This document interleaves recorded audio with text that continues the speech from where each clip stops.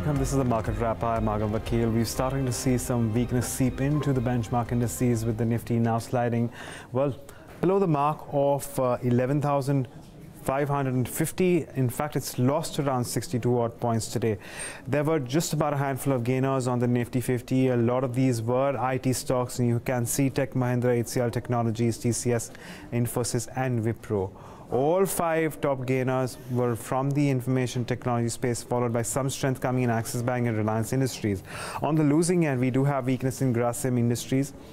Indiabulls Housing Finance, Ultratech Cement, Asian Paints and Titan Company all losing out in trade, but the index was brought down essentially by weakness in Hindustan Unilever and SBI, which are heavyweights. When you consider the broader markets, the advanced decline ratio was extremely discouraging, considering we have nearly one gainer for, well, a little over four losers in today's job trade. RB Infra standing out here, down nearly 10%. That's the same for JP Power.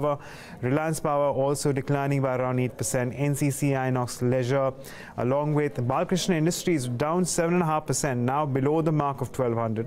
And Sun TV Network also declining by around 7.5%. There were, however, a handful of gainers, and Hathway Cable and L&T Infotech are right at the top. We had some gains in Quality and Bombay Rayon as well, along with Sonata Software.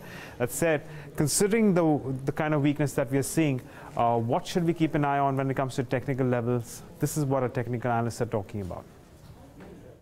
Nifty now has got crucial support in the range of 11,450, 470 short-term support, where the market will likely get some support on the downside, and there could be some again pullback or short covering, as you may say.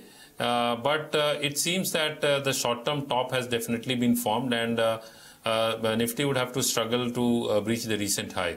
However, looking at the long-term charts, they still remain intact, and on the weekly charts, the trend still remains positive. So I would say that there is a possibility that we could witness a bounce back. But then again, we could witness some consolidation as well in Nifty.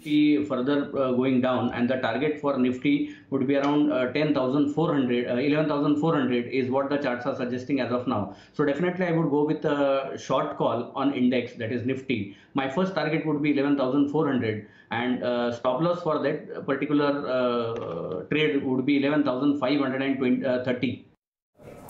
Right, let's talk about two sectors which is showing well, rather divergent moves in markets today.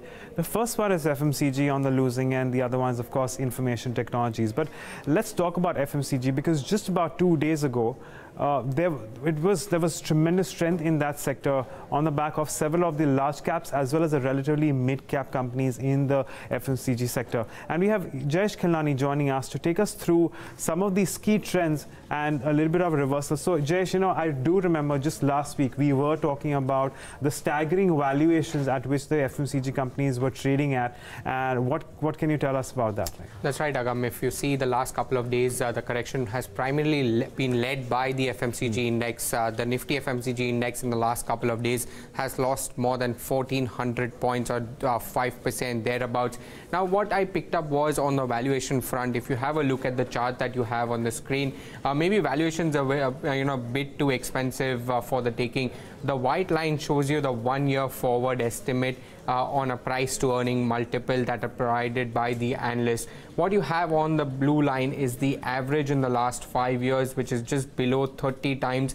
The yellow line shows you the +1 standard deviation, and it's pegged at just over 32 times. But what's interesting is the red line, which is the +2 standard deviation, and that stands at nearly 36 times. But what had happened a couple of days back was that this level was inching almost towards the 40 mark, which is where the third standard deviation is also placed, and never in history it has traded above the 3 standard deviation mark. In fact, what is interesting is that only once before, you can see in 2017, that this ratio had crossed above the 2 standard deviation mark. So, it tad bit expensive, and that's the reason probably we saw that the ratio in fact declined from about 38 plus levels to now just below the 38 level, and 1,500 odd points lost on the FMCG index on account of valuation. Not only this, but the other stocks that are there. So, there are 15 stocks in the Nifty FMCG index. 7 out of those have a valuation in excess of 50 times. So that just goes on to show how expensive the market had actually become.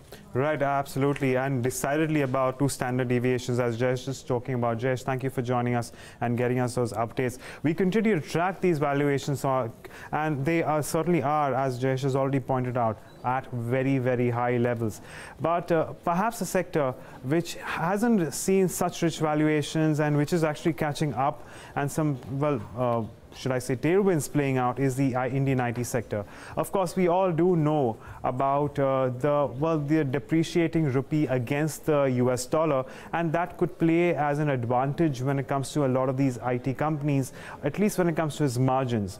This is perhaps one of the major reasons behind which we are seeing these gains come through for a lot of these IT companies. And as you can see, the top gainers on the Nifty 50 today are all IT companies: in Tech Mahindra, HCL Technologies, TCS, Infosys, and Wipro.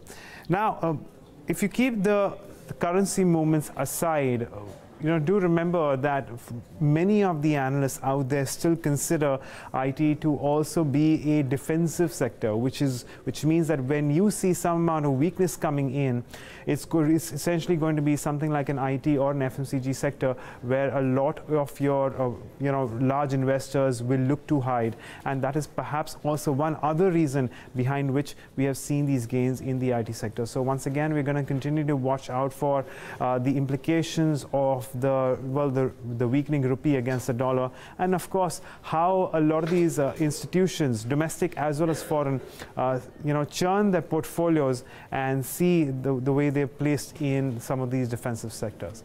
We do watch out for that. But with that, it's a wrap on the markets. But lost my lineup, so stay tuned in Bloomberg.